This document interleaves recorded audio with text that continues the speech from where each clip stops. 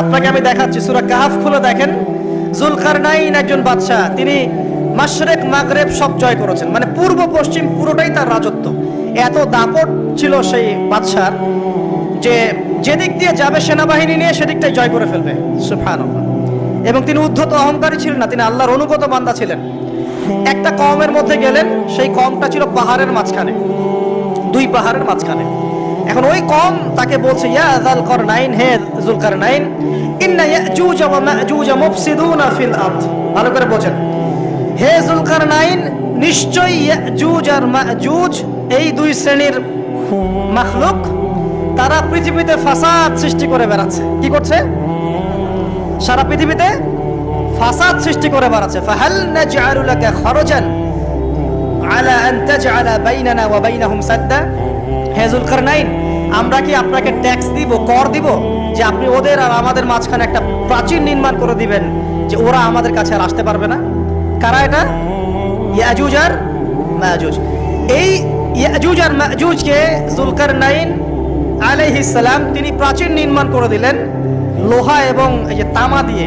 এরপর তারা আর ওই কওমের ক্ষতি করতে পারলো না। কিয়ামতের আগে আগে তারা বের হয়ে আসবে এবং সারা বিশ্বে ফাসাদ সৃষ্টি করবে। এখনো তারা বের হয়ে আসছে, আমি সেটা বলছি না, কিন্তু এখন পুরো বৈশ্বিক প্রেক্ষাপটে যারা বিশ্বে ফাসাদ সৃষ্টি করে বেড়াচ্ছে, এদের মধ্যে ইয়াজুজ মাজুজের খাসলত আছে, চরিত্র আছে। ওই যে যুলকারনাইন যে ইয়াজুজ মাজুজের কথা বললো, এখনকার বিশ্ব যারা পরিচালনা করে দেখবেন তাদের মধ্যে ওই ফাসাদ সৃষ্টি করার এই খাসলতটা থেকেই গেছে। সারা বিশ্বেরা ফাসাদ সৃষ্টি করছে।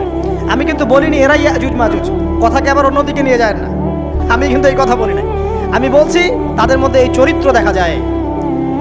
এই যুগ সেই যুগ যখন আপনি মাদককে হালাল করে নিচ্ছেন, রিবাকে হালাল করে নিচ্ছেন, বেহায়াপনাকে হালাল করে নিচ্ছেন, কাপড় খোলাকে হালাল করে নিচ্ছেন।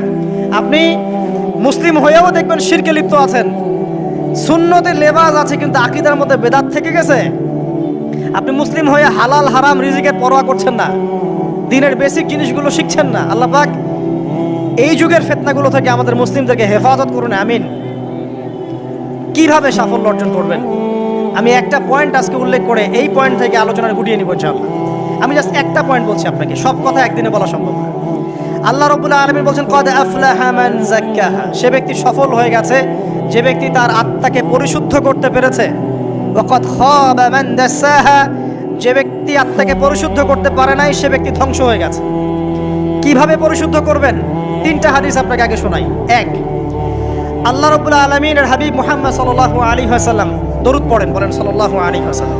তিনি বলছেন যে আল্লাহর এমন কিছু বান্দা আছে যারা জান্নাতে প্রবেশ করবে, যাদের অন্তরটা হবে পাখির মতো নরম। কার মতো?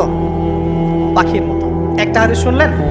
দুই নম্বর হাদিস, আল্লাহর রাসূল সাল্লাল্লাহু আলাইহি ওয়াসাল্লাম বলছেন,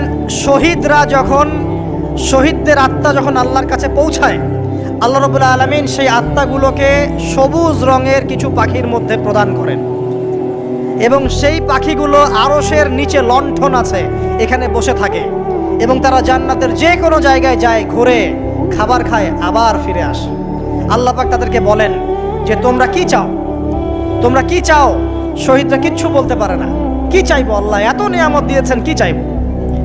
যখন আল্লাহ বারংবার প্রশ্ন করতে থাকেন, তোমরা কি আর কিছু চাও, তোমরা কি আর কিছু চাও, তোমরা কি আর কিছু চাও, তখন শহীদরা শেষে বুঝে যে আমাদের কিছু না কিছু তো বলতে হবে এখন। তখন তারা বলে, হে আল্লাহ, আমরা আরো একবার পৃথিবীতে যেতে চাই এবং তোমার পথে জীবন দিয়ে আবার ফিরে আসতে চাই। আল্লাহ পাক বলেন, এই সুযোগ তো আর নেই, অতএব তোমাদের আর কিছু চাওয়ার নেই, তোমরা এখানেই থাকো।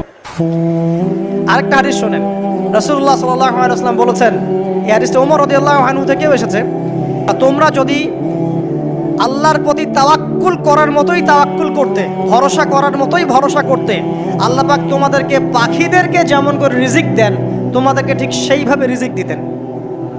তোমরা কি লক্ষ্য করো না যে পাখিরা খালি পেটে বের হয়ে যায় বাসা থেকে সকালবেলা এবং সন্ধ্যাবেলা ভরা পেটে বাসায় ঢোকে? মানুষ আল্লাহর হারামগুলোকে হালাল করে নিচ্ছে। মাদকদ্রব্য হালাল না হারাম? এখন দেখবেন মেজরিটি সংখ্যক মানুষ মাদকদ্রব্যের সাথে সংশ্লিষ্ট হয়ে গেছে। স্পেশালি বর্ডার এলাকা যেগুলো আছে বাংলাদেশের, সেই বর্ডার এলাকাগুলোতে দিব্যি রমরমা ব্যবসা চলছে, মাদকের দিব্যি ব্যবসা চলছে। এবং যারা মাদক খাচ্ছে এরা মুসলিম, তারা হয়তো এই হাদিস জানে না। আল্লাহ পাক ওদের কানের মধ্যে আমার এই হাদিসটা যেন পৌঁছে দেন, আমিন। নবী সাল্লাল্লাহু আলাইহি ওয়াসাল্লাম বলেছেন, আমি মেরাজের রাতে যখন গিয়েছি তখন এক শ্রেণীর মানুষকে দেখেছি, ওদেরকে শাস্তি দেওয়া হচ্ছে। কি শাস্তি? জাহান্নামীদের রক্ত এবং পুঁজ ওদেরকে খেতে দেওয়া হচ্ছে। জিবরাইল আলাইহিস সালামকে জিজ্ঞাসা করা হলো যে এরা কারা? তিনি বললেন, এরা আপনার উম্মতের সেই সব ব্যক্তি যারা মাদকদ্রব্য সেবন করত। আল্লাহ রাব্বুল আলামিন তার হাবিবের মাধ্যমে জানিয়েছেন, যখন কোনো মুসলিম মাদক সেবন করে বা কোনো ব্যক্তি মাদক সেবন করে তখন 40 দিন তার নামাজ কবুল হয় না। এরপর যদি সে তওবা করে তাহলে আল্লাহ পাক তার তওবা কবুল করবেন ইনশাআল্লাহ। যদি সে আবারও মাদক খায় তওবা করার পর, আবার 40 দিন তার নামাজ কবুল হবে না। যদি সে আবার তওবা করে আল্লাহ পাক আবার তাকে মাফ করে দিবেন। যদি সে আবারও মাদক খায় আবার 40 দিন তার নামাজ কবুল হবে না। তারপর যদি আবার তওবা করে আবার আল্লাহ তাকে মাফ করে দিবেন। এরপরেও যদি সে আবার মাদক দ্রব্য সেবন করে, নবী সাল্লাল্লাহু আলাইহি ওয়াসাল্লাম বলছেন তাকে আল্লাহ রাব্বুল আলামিন পরকালে মৃত্যুর পরে তিনাতুল খাবাল পান করাবেন। তিনাতুল খাবাল। জিজ্ঞাসা করা হল, ইয়া রাসূলুল্লাহ, তিনাতুল খাবাল কি জিনিস? নবী সাল্লাল্লাহু আলাইহি ওয়াসাল্লাম উত্তর দিচ্ছেন, এটা হচ্ছে জাহান্নামীদের রক্ত, মাংস, এগুলো পুড়ে পচে যে রসটা বের হবে, এটা হচ্ছে তিনাতুল খাবাল। এই যে দুনিয়াতে যারা ওয়াইন খাচ্ছে, শ্যাম্পেইন, ওয়াইন, বিয়ার, তারপরে যে কি ভোদকা, হ্যাঁ, গাঁজা, হেরোইন, ফেন্সিডিল, ইয়াবা, একটা বিষয় শোনেন, কি কারণে আপনি সেখানে যাচ্ছেন? হতাশা অথবা সঙ্গদোষ অথবা পারিবারিক চাপ অথবা যে গার্লফ্রেন্ড ছেড়ে চলে গেছে, এই তো বিষয়গুলো। কি কারণে মানুষ মাদকের কাছে যায়? কেন যায়? কারণটা কি? আমরা যখন ফিলোসফি পড়তাম তখন একটা তত্ত্ব পড়ানো হয়েছে আমাদেরকে। তত্ত্বটার নাম হচ্ছে কার্যকারণ তত্ত্ব। মানে প্রত্যেকটা কাজের পিছনে একটা কারণ থাকে, ঠিক আছে? এই যে মুসলিমরা নামাজ পড়ে কেন? আল্লাহর জন্য। মুসলিমরা যাকাত দিবে কেন? আল্লাহকে সন্তুষ্ট করার জন্য। মুসলিমরা প্রতিটা কাজ কেন করে? পরকালের স্বার্থে। পরকালের স্বার্থ নাই, আমি নাই। যে কাজে পরকালের স্বার্থ নাই সে কাজে মুসলিমরা নাই। তাই প্রতিটা কাজের পিছনে একটা কারণ থাকে। দেখবেন কেন সে সুদ খাচ্ছে? তার পরিবারের স্বার্থে। কেন সে ঘুষ নিল? তার ছেলে মেয়ের উন্নয়নের জন্যে। কেন সে দুর্নীতি করছে? বিকজ সম্পত্তি অর্জন করে সে তার ভবিষ্যৎ প্রজন্মকে সিকিউর করতে চায়। কেন সে মাদক খেলো? ওই যে গার্লফ্রেন্ড ছেড়ে চলে গেছে তাই। কেন মাদক খেলো? ওই যে এক বন্ধু মাদক খায়, সে ডাকছে, আয় একটা টান দে, সঙ্গদোষ। কেন সে মাদক খেলো? পরিবারের চাপ, হতাশা। কেন মাদক খাচ্ছে? চাকরি পায় না, বেকার, মাদক খাচ্ছে। মানে মেন্টাল চাপগুলো নিতে পারছে না, সে মাদক খাচ্ছে। সবচেয়ে বেশি মানসিক চাপ কাদের উপর আসে জানেন? 1 নাম্বার নবীগণের উপরে, 2 নাম্বার আল্লাহর সৎ বান্দাদের উপরে, তারপর যার ঈমান যত উঁচু তার উপর মানসিক চাপ তত বেশি আসে। এখন যদি মানসিক চাপের সলিউশন মাদকই হবে তাহলে তো আমাদেরই মাদক খাওয়া দরকার ছিল, নাউজুবিল্লাহ। আমরা যে পরিমাণ মানসিক চাপ ফেস করি তা চিন্তাই করতে পারবেন না। যে যত বড় দায়িত্বশীল, যারা পলিটিশিয়ান, ওদেরকে জিজ্ঞাসা করবে তারা কি পরিমাণ মানসিক চাপ নিয়ে করে। আপনার কাছে মনে হচ্ছে যে একটা ক্ষমতা পেয়েছেন, খুব মানে উনি অনেক বড় ক্ষমতাধর, উনি অনেক ভালো আছেন, উনি মোটেই ভালো নাই। ওনাকে জিজ্ঞাসা করেন, উনি মোটেই ভালো নাই। এই মানুষের যে পেরেশানি, যে চাপ, এগুলো নিতে নিতে তার স্ট্রোক হয়ে যাচ্ছে, হার্ট স্ট্রোক হচ্ছে, ডায়াবেটিস হচ্ছে, হাই ব্লাড প্রেশার, ইসিজি করো, দেখবেন। এই কারণে মানসিক চাপটা রিলিজ করতে হবে, তাই তো? এই মানসিক চাপ রিলিজ করতে গেলে মাদকই সলিউশন নয়। সলিউশনটা কি? এই যে আমার হাতে এখানে আছে একটা কোরআন। মানসিক চাপ থেকে আপনাকে মুক্তি দিবে আল কোরআনুল কারীম, আর কিচ্ছু না। আরেকটা বিষয় কোরআনের সাথে, সেটা হলো প্রথমে বলেছি 5 ওয়াক্ত নামাজ। আপনি ওযু করে সুন্দর করে 5 ওয়াক্ত নামাজ জামাতে পড়বেন, ডেইলি 1 ঘন্টা করে কোরআন তেলাওয়াত করবেন, সময় পেলে একটু হাদিস পড়বেন, 2-4 টাকা দান সদকা করবেন, ভালো কাজের সাথে থাকবেন, অন্যায় কাজে যাবেন না, ইসলামকে এগিয়ে নেওয়ার জন্য আমর বিল মারুফ নাহি আনিল মুনকারের কাজ করবেন। আপনার তো সুখী কোনো মানুষ পৃথিবীতে নাই।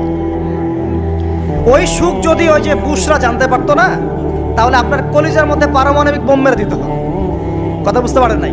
পশ্চিমারা যদি জানতে পারতো যে মুসলিমরা কত শান্তিতে থাকে এসব কাজ করার পরে, তাহলে আমাদের অন্তরের মধ্যে পারমাণবিক বোম মেরে ধ্বংস করে ফেলত। ওরা তো আমাদের সুখ দেখতে পারে না, পারে?